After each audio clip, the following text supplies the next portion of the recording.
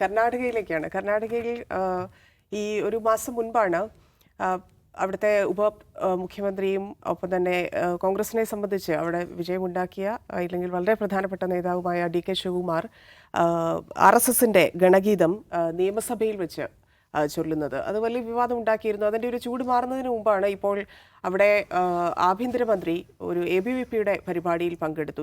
Parameshwara ABVP പരിപാടിയിൽ പങ്കെടുത്തു എന്നുള്ള വിവാദം കത്തി നിൽക്കുന്നത്. അപ്പോൾ കോൺഗ്രസ് എങ്ങോട്ടാണ് കർണാടകയിൽ പോയിക്കൊണ്ടിരിക്കുന്നത് എന്നുള്ളതാണ് അടുത്ത ചോദ്യം. അജിംസ്, എന്തുകൊണ്ടാണ് ഇപ്പം ധർമ്മസ്ഥല ഉൾപ്പെടെയുള്ള കാര്യങ്ങളിൽ വലിയ വിവാദത്തിലേക്ക് പോയിരിക്കുന്ന സമയമാണ്, അതും ഇതേ മന്ത്രി തന്നെയാണ് അതിൽ പോയിരിക്കുന്നത്, അപ്പോഴാണ് ABVPയുടെ പരിപാടിയിലും കാണുന്നത്? നമ്മൾ അല്പം മുമ്പ് CPM പറ്റി സംസാരിച്ചല്ലോ. CPM ഒരു പോളറൈസിങ് രാഷ്ട്രീയം പുറത്തെടുക്കരുത്, അത് BJPയെ ഗുണമാവുള്ളൂ നമ്മൾ പറഞ്ഞു. ഇപ്പോൾ CPMനെ സംബന്ധിച്ച് നമ്മൾ പറയുന്നത് CPM എന്ന് പറഞ്ഞാൽ കേരളത്തിൽ മാത്രം ബാധകമായൊരു കാര്യമാണ്. ഇപ്പോൾ കേരളം പോലെ സെക്യുലർ ആയിട്ടുള്ളൊരു നാട്ടിൽ പോളറൈസേഷൻ നടത്തി രാഷ്ട്രീയ നേട്ടം ഉണ്ടാക്കരുത്, BJP ഗുണം ചെയ്യുമെന്ന് പറഞ്ഞാലും BJPയുടെ മുന്നോട്ട് പോക്കിന് കുറേയധികം തടസ്സങ്ങൾ കേരളത്തിൽ തന്നെ ഉണ്ട്. കേരളത്തിൻ്റെ ഡെമോഗ്രഫി അത് അനുവദിക്കുന്ന ഒന്നല്ല. ഇനി എത്രയൊക്കെ പോളറൈസേഷൻ നടത്തിയാലും BJPക്ക് അതുകൊണ്ട് കിട്ടാവുന്ന ഗുണത്തിന് ഒരു പരിധിയുണ്ട്. പക്ഷേ കോൺഗ്രസ് ചെയ്യുന്ന കാര്യങ്ങൾ, അതിൻ്റെ പ്രശ്നം എന്ന് വെച്ചാൽ കോൺഗ്രസ് ഇങ്ങനെ ചെയ്തതിൻ്റെ ഭാഗമായി ഈ സോഫ്റ്റ് ഹിന്ദുത്വ ലൈൻ സ്വീകരിച്ചതിൻ്റെ ഭാഗമായിട്ടാണ് കോൺഗ്രസ് ഇന്നത്തെ അവസ്ഥയിലെത്തിയത്. അത് കോൺഗ്രസ് നന്നായി മനസ്സിലാക്കുകയും തിരിച്ചറിയുകയും തിരിച്ചു വരാൻ ശ്രമിക്കുകയും ചെയ്യുന്നുണ്ട്. ഇപ്പോൾ കോൺഗ്രസിനെ സംബന്ധിച്ച് ഈ ഹിന്ദുത്വയോട് RSSനോട് എന്ത് നിലപാട് സ്വീകരിക്കണം എന്നുള്ള കാര്യത്തിൽ അവർക്ക് കൺഫ്യൂഷനുണ്ട്.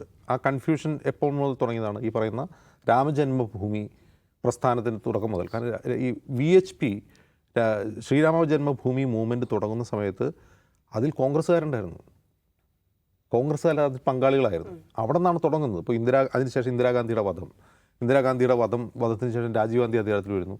അന്ന് കോൺഗ്രസ് അതിൻ്റെ ചരിത്രത്തിലെ ഏറ്റവും കൂടുതൽ സീറ്റുകളുമായി അധികാരത്തിലെത്തുന്നു. അങ്ങനെ അധികാരത്തിൽ RSSൻ്റെ വോട്ട് അവർക്ക് കിട്ടിയതുകൊണ്ടാണ്. അതെങ്ങനെയാണ് കിട്ടിയത്? നമുക്കറിയാം, അടിയന്തരാവസ്ഥയ്ക്ക് തൊട്ട് മുമ്പ് വരെ ജനസംഘം നിലവിലുണ്ടായിരുന്നു. ജനസംഘത്തിന് 60ഓളം സീറ്റുകൾ വരെ ഉണ്ടായിരുന്നു പാർലമെൻറ്റിൽ. 82-ൽ ജനസംഘം പിരിച്ചുവിട്ട് BJP ഉണ്ടാകുമ്പോൾ അത് 2 സീറ്റിലേക്ക് എങ്ങനെ ചുരുങ്ങുന്നു? അതിനർത്ഥം ആ 2 സീറ്റിലെ RSS BJPക്ക് വോട്ട് ചെയ്തിട്ടുള്ളൂ, ബാക്കി എല്ലായിടത്തും കോൺഗ്രസിന് വോട്ട് ചെയ്തു. പിന്നീടും അങ്ങനെ ഉണ്ടായി. അതുകൊണ്ടാണ് കോൺഗ്രസിന് അധിക സീറ്റ് കിട്ടുന്നത്. അടിയന്തരാവസ്ഥയ്ക്ക് ശേഷം വലിയ സീറ്റോടുകൂടി വലിയ മജോറിറ്റിയിൽ അധികാരത്തിൽ വരുന്നത് അതുകൊണ്ടാണ്. അപ്പോൾ RSSനോട് എന്ത് നിലപാട് സ്വീകരിക്കണം എന്നുള്ള കാര്യത്തിൽ ഇന്ദിരാഗാന്ധിയുടെ കാലം മുതൽ കോൺഗ്രസിൽ അവ്യക്തതകളുണ്ട്. ആ അവ്യക്തത അവർക്ക് മനസ്സിലാവുന്നത് എപ്പോഴാണെന്ന് വെച്ചാൽ അവരുടെ അധികാരം ഉപ്പുവെച്ച കലം പോലെ ആയതിനു ശേഷമാണ്. പിന്നീട് മൻമോഹൻ സിംഗിൻ്റെയും സോണിയാഗാന്ധിയുടെയും കാലത്ത് അവരത് മേക്കപ്പ് ചെയ്യാനുള്ള ശ്രമങ്ങൾ ആരംഭിച്ചു.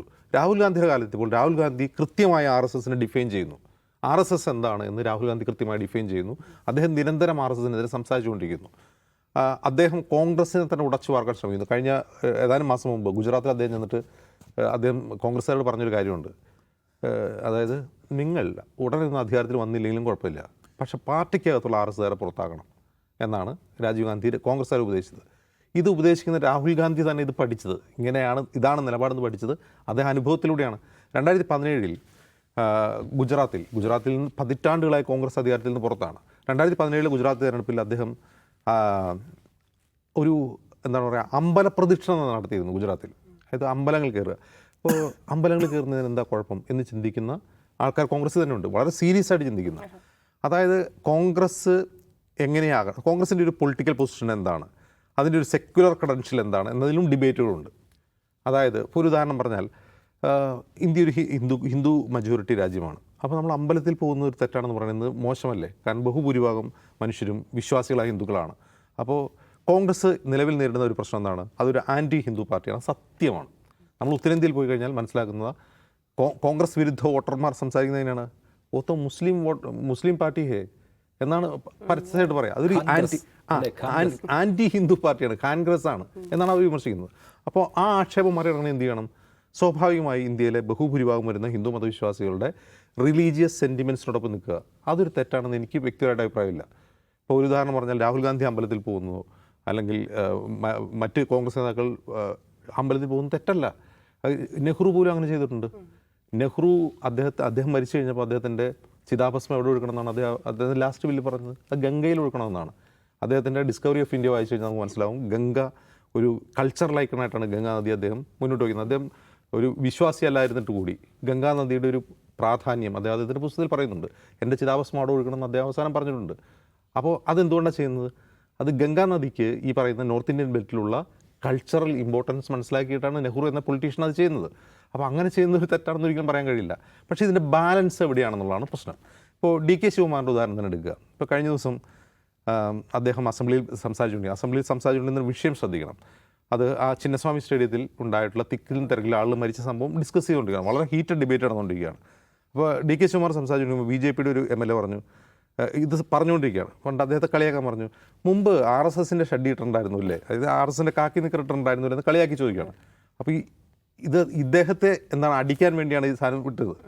കാരണം ഈ RSS ഷഡ്ഡി എന്നുള്ള പ്രയോഗം തന്നെ കർണാടകയിലെ ഈ കോൺഗ്രസ്സുകാർ RSSകാരെ കളിയാക്കാൻ വേണ്ടി ഉപയോഗിക്കുന്നതാണ്. അപ്പോൾ അത് തിരിച്ചടിക്കുകയാണ്. നിങ്ങൾ കാരണം ഇദ്ദേഹത്തിൻ്റെ ഒരു റിലീജിയസ് ഔട്ട്ഫിറ്റ്, അദ്ദേഹം കയ്യിൽ ചരട് കിട്ടുകയും കുറി തൊടുകയും ചെയ്യുന്ന വിശ്വാസിയായ, കുംഭമേളയ്ക്ക് പോയി പരസ്യമായിട്ട് ഞാൻ കുംഭമേളയ്ക്ക് പോകുന്നു എന്ന് പറയുന്ന ആളാണ്, വിശ്വാസിയായ ഒരാളാണ്. അപ്പോൾ അതിനടിക്കാൻ വേണ്ടിയാണ് അവർ ചോദിക്കുന്നത്. അപ്പോൾ അദ്ദേഹം എന്ത് ചെയ്യുന്നു, ഇയാളെ ഇരുത്താൻ വേണ്ടിയിട്ടാണ് ഈ RSS കിണക്കിതാന്ന് പാടുന്നത്. നിങ്ങൾക്ക് മാത്രമല്ല എനിക്കും അറിയാം. ഒരു ലൈറ്റർ മൊമെൻറ്റിൽ അതിനെ കാണാനുള്ളൂ. പക്ഷെ അത് വലിയ വിവാദമായി. കണ്ടോ, RSSൻ്റെ കിണക്കിതം പാടുന്ന DK ശിവകുമാർ നാളെ അയാൾ BJPയിലേക്ക് പോകുമെന്ന് സിദ്ധാരാമയ്യയോട് പറയാതെ പറയുകയല്ലേ ചെയ്യുമെന്ന് പറഞ്ഞ് വൻ വിമർശനമായിരുന്നു. അപ്പോൾ ഈ ഇന്നലെ ഉണ്ടായ സംഭവം എന്ന് വെച്ചാൽ ഈ ആഭ്യന്തരമന്ത്രി പരമേശ്വര ഈ നമ്മുടെ തുംകൂർ ഭാഗത്ത് എവിടെയോ സന്ദർശനം നടത്തുമ്പോൾ ഒരു ജാഥ പോകുന്നു, ഒരു റാലി പോകുന്നു. റാലി നോക്കുമ്പോൾ അവിടുത്തെ അബ്ബമ്മാൾ എന്ന് പറയുന്ന കർണാടകയിലെ ഒരു പ്രധാനപ്പെട്ട ഒരു റാണിയാണ് അവർ. ബ്രിട്ടീഷുകാർക്കെതിരെ പോരാട്ടിലാണ് അവരെ പ്രതിമാണെന്ന് ഇദ്ദേഹം അവരെ കാണുമ്പോൾ ഇറങ്ങിയിട്ട് അതിന് മടങ്ങുന്നു, തിരിച്ച് കാറുകളിൽ പോകുന്നു. അത് വന്ന വാർത്ത ഇങ്ങനെയാണ്, പരമേശ്വര ABVPയുടെ പരിപാടി, അതിൻ്റെ ഓർഗനൈസർ ABVPക്കാരായിരുന്നു. അത് ഇദ്ദേഹം അറിഞ്ഞില്ല. അദ്ദേഹം കണ്ടപ്പോൾ ഇറങ്ങിന്ന് മടങ്ങിയിട്ട് പോവുകയാണ് ചെയ്തത് ABVPയുടെ പരിപാടി. പക്ഷേ പരമേശ്വര അങ്ങനെ ചെയ്യും. ഈ പരമേശ്വരയുടെ നേരെ DK ശിവകുമാറിന് നേരെ ഓപ്പോസിറ്റുള്ള ആളാണ് പരമേശ്വര. അതായത് DK ശിവകുമാർ റിലീജിയസ് സെൻറ്റിമെൻറ്റ്സിനെ പരമാവധി പ്രദർശിപ്പിക്കുകയും അമ്പലത്തിൽ പോവുകയും ഒക്കെ ചെയ്യുന്ന, കുംഭമേളയിൽ പങ്കെടുക്കുന്ന ആയിട്ടുകൂടി അതിന് നേരെ ഓപ്പോസിറ്റാണ് പരമേശ്വര. പരമേശ്വര ഒരു ദലിത് ലീഡറാണ്. ദലിത് ലീഡറാണെന്ന് മാത്രമല്ല, ഹിന്ദു മതത്തിനകത്തുള്ള ഉച്ചനീചത്വങ്ങളെ പരസ്യമായി വിമർശിക്കുന്ന ഒരാളാണ്. അദ്ദേഹം ഒരിക്കൽ പ്രസംഗിക്കുന്നത് കേട്ടിട്ടുണ്ട്. അദ്ദേഹത്തിന് PhD ഉണ്ട്. PhD ഉള്ള ഒരാളാണ്. ഞാൻ PhD ഉണ്ടായിരിക്കെ, അദ്ദേഹം പഠിച്ച അഡ്ലൈഡ് യൂണിവേഴ്സിറ്റിയിലാണ്, ഓസ്ട്രേലിയയിൽ.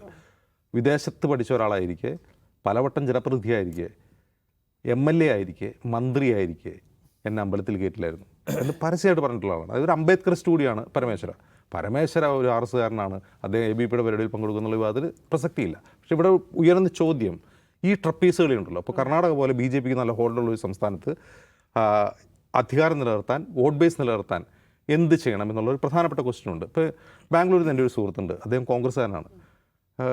അദ്ദേഹം ശശി തരൂരിനെ പിന്തുണയ്ക്കുന്ന ഒരാളാണ്. അദ്ദേഹം ഇടയ്ക്ക് എന്നെ വിളിച്ച് സംസാരിക്കാറുണ്ട്, നിങ്ങൾ ഔട്ട് ഓഫ് ഫോക്കസിലിരുന്ന് കോൺഗ്രസിനെ ഇങ്ങനെ വിമർശിക്കരുത്. കാരണം കർണാടകയുടെ ഗ്രൗണ്ട് റിപ്പോർട്ട് നിങ്ങൾക്ക് മനസ്സിലാവില്ല. ഗ്രൗണ്ടിൽ ആൾ റിലീജിയസ് ആണ്. അവരെ പ്രീതിപ്പെടുത്താൻ വേണ്ടി ചില കാര്യങ്ങൾ ചെയ്യേണ്ടി വരും. DK ശിവകുമാറിന് അതറിയാം, അതങ്ങനെ ചെയ്യുന്നതാണ്. ശശി തരൂർ എന്തുകൊണ്ട് ഇങ്ങനെ പെരുമാറുന്നു എന്നൊക്കെ അദ്ദേഹം വിശദമായിട്ട് പറയും. പക്ഷേ ഇന്ന് കോൺഗ്രസിൻ്റെ റെലവൻസ് എന്താണ് എന്നുള്ളതാണ് പ്രധാനപ്പെട്ട ക്വസ്റ്റ്യൻ. ഇന്ന് കോൺഗ്രസിന് ആളുകൾ ചൂസ് ചെയ്യുന്നത് അതൊരു സെക്യുലർ ക്രെഡൻഷ്യലുള്ള പാർട്ടിയാണ് എന്നുള്ളതുകൊണ്ടാണ്. അത് ഇൻക്ലൂസീവാണ്, സെക്യുലർ ക്രെഡൻഷ്യൽ ഉള്ളതാണ്, ഡെമോക്രാറ്റിക് ആണ്, ഇന്ത്യയുടെ കോൺസ്റ്റിറ്റ്യൂഷനോട് കൂറുള്ളൊരു പാർട്ടിയാണ്. ഈ 4 സവിശേഷത കൊണ്ടാണ് ആൾക്കാർ ഇന്ന് കോൺഗ്രസ് വോട്ട് ചെയ്യുന്നത്. ഇപ്പോൾ കർണാടകയിൽ കോൺഗ്രസ് എങ്ങനെയാണ് അധികാരത്തിൽ തിരിച്ചു വന്നത്? BJP ഒഴിവാക്കി. അത് അഴിമതിക്കെതിരെ അതിശക്തമായ രാഷ്ട്രീയ നിലപാട് സ്വീകരിച്ചു.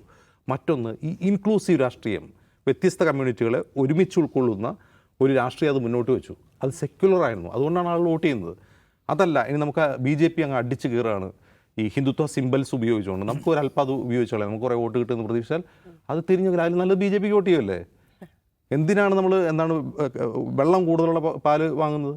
നല്ല ശുദ്ധമായ പാല് കിട്ടുമ്പോൾ എന്തിനാണ് വെള്ളം ചേർത്ത് പാല് കിട്ടുന്നത്? അപ്പോൾ സോഫ്റ്റ് ഹിന്ദുത്വ എന്ന് ആരെങ്കിലും, അത് കോൺഗ്രസ് മാത്രമല്ല, ഇന്ത്യയിലെ ഏതെങ്കിലും പാർട്ടി അത് പരീക്ഷിക്കാൻ നോക്കി കഴിഞ്ഞാൽ അത് അവർക്ക് ഗുണം ചെയ്യില്ല. താൽക്കാലിക നേട്ടം ഉണ്ടാക്കിയാൽ അതിൻ്റെ അൾട്ടിമേറ്റ് ഗുണഭോക്താവ് എന്ന് പറയുന്നത് BJP മാത്രമായിരിക്കും.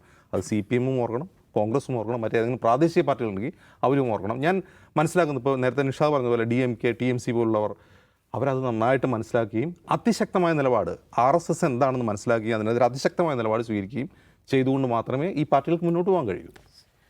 നിഷാദ്, എക്സ്ട്രീം റൈറ്റിലേക്ക് കർണാടകയിലെ കോൺഗ്രസ് പോകുന്നു. അതിൽ ഞെട്ടലോ ഇല്ലെങ്കിൽ അത്ഭുതപ്പെടാനോ ഉണ്ടോ? നമ്മൾ ആ തെരഞ്ഞെടുപ്പിൻ്റെ പ്രചാരണ സമയത്ത് കണ്ടതല്ലേ, അവരും ഈ പറഞ്ഞ RSS BJP എടുക്കുന്നത് തന്നെയാണ് അവരും അവിടെ ഫൈറ്റ് ചെയ്യുന്നുള്ളത്. പക്ഷേ എക്സ്ട്രീം റൈറ്റ് എന്ന് പറഞ്ഞാൽ കുറച്ച് കൂടി പോകും.